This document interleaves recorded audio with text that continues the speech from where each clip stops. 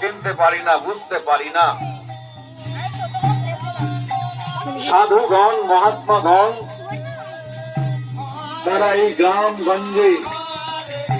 এসে শহরতলি থেকে শুরু করে সর্বত্রই তাদের অনক বাণী দ্বারা জীবের অন্তরে লুকিয়ে থাকা সেই ভগবত ভক্তি, যা মায়া শক্তির দ্বারা, অর্থাৎ